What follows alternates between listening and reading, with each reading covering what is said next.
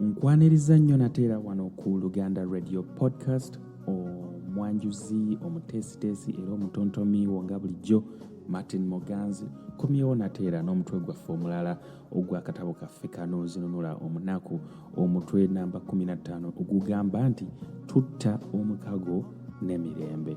Mu mutwe gwaffe oguwedde namba 14 twalaba nga Zinunula alumbiddwa.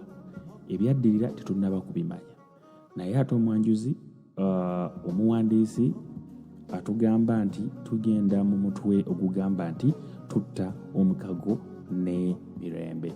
Kati nange munnange awo simanyi, wabula gwe tereera tova ku mukutu tutereere tumanye ate biki ebiddirira eno Luganda Radio Podcast.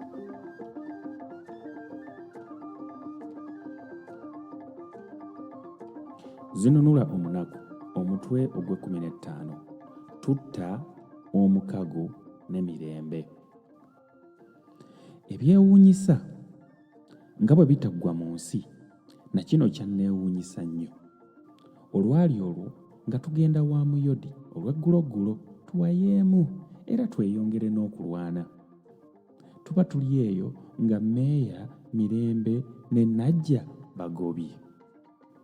Twabalabira eri nga tubaaniriza nga tubalamusa, naye ekyasinga okunneewuunyisa kwe kulaba nga Mirembe ne Mmeeya baali bamanyiddwa nnyo mu makaago, kye nali sisuubira kubanga twali tetubasangangayo wadde omulundi ogumu, ate nga ne muyodi taboogerangako.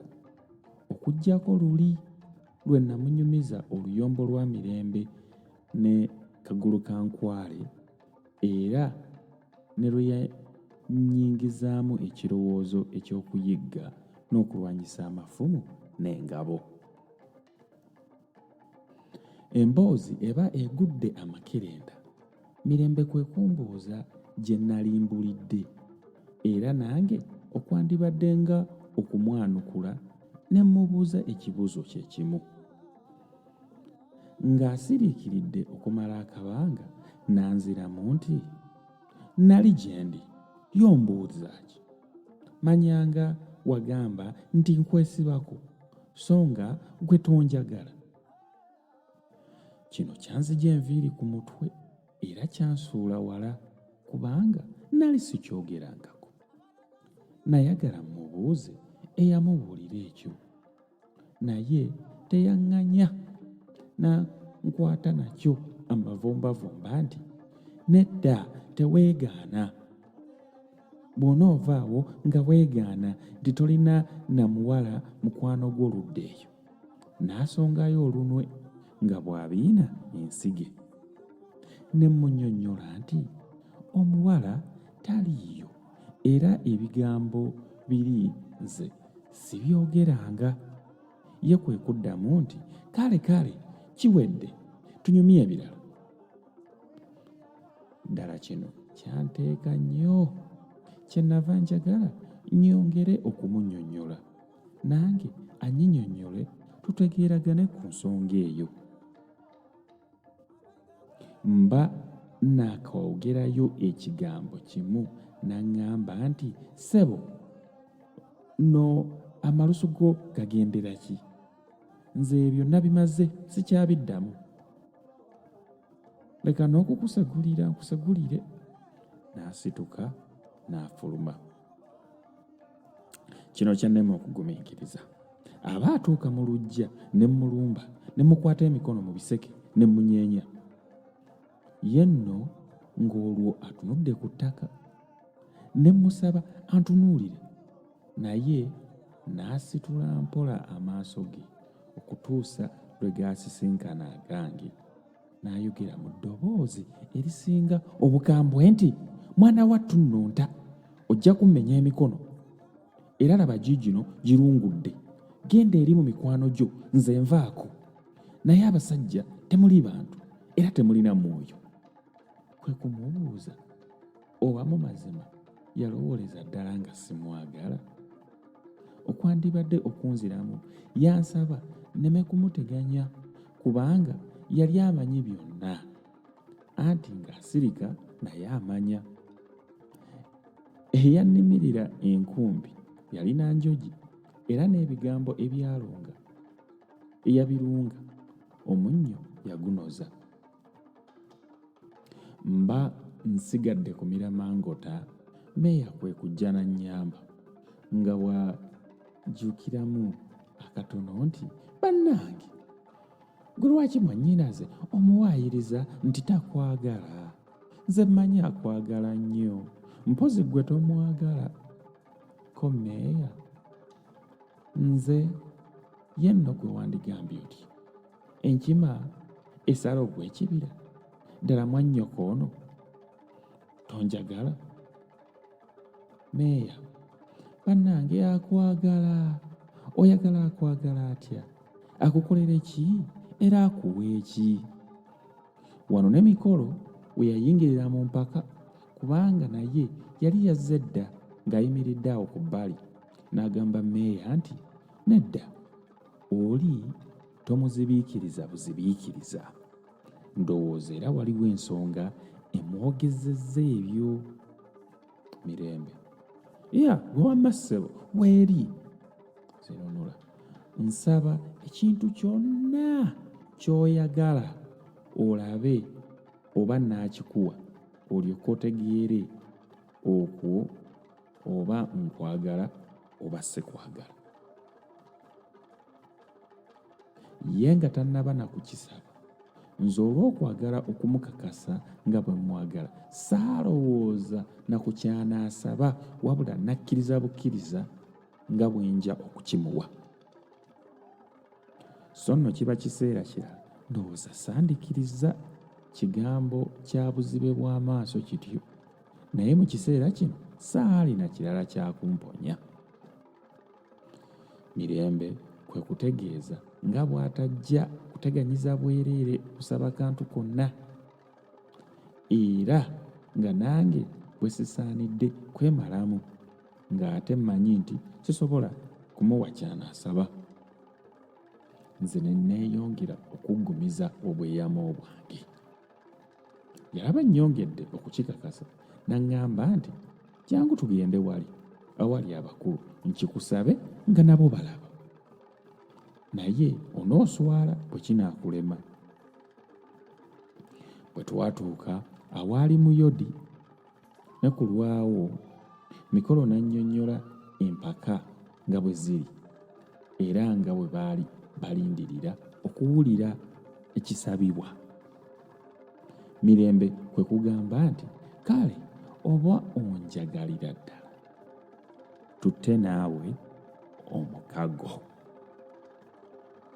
Kino kyanneesisiwaza era kyagejja nnyo okusinga kye nnali musuubira okunsaba. Bonna nga bakyasiriikiridde, Meeya n'annyonnyola nga kino bwe kiri ekizibu ennyo, era nga bw'asaba Mirembe asabeyo ekirala, tikubanga kino singa kituuka mu matu g'omwami, obwange bunaaba bukomye. Mikolo ng'amaze okwogera ebigambo bye ebyali bigudde olubege ku ludda lwa Mirembe, ne Muyodi n'ayogera ebibye nga nabyo nga bya kibuyaga abiraza ludda olwo, nga basembera ddala nze nkole ekyansabibwa, kubanga nasuubizza obweyamo obwo nteekwa kubutuukiriza. Nagenda okulaba nga Meeya akyukira mu kiti nga mbazzi, ng'adda ku ludda lw'abali, nga bakka ku nze nga bafukuutirira ebigambo nga bakamala. Mirembe yalaba ngugubi n'agamba nti, bannange, saabagambye nti ono anaayugayuga? Nze sirina kirala kye nja kumusaba, wabula bulijjo njanga kukijjukira nga bwandaze abaagala bwe bayisa bannaabwe. Awo n'asituka n'agamba Najja nti, kira tugende mwana wa ssebo, olwo nno nga n'ebiyengeyenge bimubunye emmunye zonna. Mu kaseera ako emmeeme yange we yasinduukirira n'enzikiriza, ne tutta ne Mirembe omukago wakati w'abatono naye abatanjawulira mu buzibu bwonna.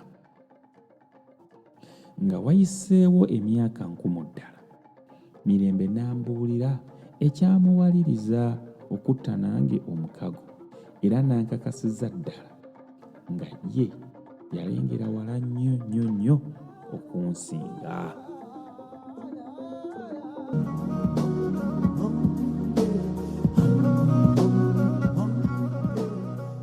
Abazzukulu n'abazaana ba Ssaabasajja Kabaka okutta Omukago mu kitegeera bulungi nnyo ekigambo ekyo. Kaakati okutta Omukago ekintu ekyakozesebwa ennyo si nno mu Buganda wokka ne mu mawanga amalala, nga oddira baakozesanga emmwanyi ne baddira ne weesala n'oli omuntu gw'oli mukutta naye Omukago ne yeesala ne mugatta emikono, omusaayi egamba ne gutambula ne gugenda mu gw'oli, n'ogw'oli ne gudda mu kugwo, ne mufuuka bantu kimu.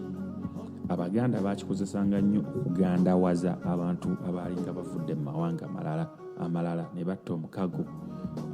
Abantu abo baabanga bazze ne bafuuka baluganda mu makaago. Embeera endala gye baakozesangamu okutta Omukago kwalinga n'okuwasa oba okuwasibwa. So wano kye tulabye oba kye tuwulidde mu ssuula eno, tulaba nga Mirembe atta Omukago ne Zinunula Omunaku. Ekyo kisobola okutegeeza ebintu bibiri. Ekisooka kisobola okutegeeza ng'omuwandiisi bw'anaatunnyonnyola mu maaso eyo nti Mirembe yayingiza Zinunula mu lulyo lw'omwami. Kaakati kye sitannaba kumanya oba kye sitannategeera nti oba yamuyingiza nga omwami we, katugambe nti nno baagattibwa ng'oba bonalaba embaga y'ebiseera bineeno mu mbeera ey'okutta Omukago, oba baafuuka baaluganda kubanga Omukago gwateekangawo obwa Sseruganda mu Buganda oyo ow'edda. Tujja kuba tumanya mu maaso awo kiki ekyaliwo, naye nga mu embeera nga bwefaanana nga Mirembe nti embeera eno yakwagala, ng'era bw'atugambye Zinunula nga maliriza nti kyatwala emyaka mingi nnyo Mirembe n'ambulira lwaki yatta nange Omukago. Kiraga nti Mirembe alabika y'omu ku abo abawala tugambe nti nno yayagala yefumbize oba yayagala afumbirwe Zinunula olw'ensonga ze. Ndowooza omuwandiisiza n'abatubulira mu maaso awo ensonga lwaki Mirembe yayagala mu mbeera eyo etali ya mu lukale oba mu bantu abangi, yayagala tereeza oba atekewo obufumbo ne Zinunula Omunaku. Maaso awo kitugenda okulaba na biki ebyaddirira. So mwebale nnyo okuwuliriza nno. Mbeebaza nnyo okubeera nga musigadde ku kuno nga mwekuumidde ku Luganda Radio Podcast. Abalina ebibuuzo, oba olina ekibuuzo kyonna ku katabo kaneeno, mpandiikira. Email yange eri martinmoganzi@gmail.com. Mpandiikira, mbuuze ekibuuzo kyonna, nja kuba musanyufu nnyo okuddamu ekibuuzo kyonna. Olina ekigambo ky'owuliddemu neeno mu katabo kaneeno ng'oyagala okumanya amakulu gaakyo, mpandiikira, nja kuba nsobola okuddamu okunyonnyola. Kaakati nno awe ngenda okukoma olwaleero nga mbeebaza nnyo okwekumira ku Luganda Radio Podcast. Ssaabasajja Kabaka awangaale n'abagereka bagerekera Oluganda.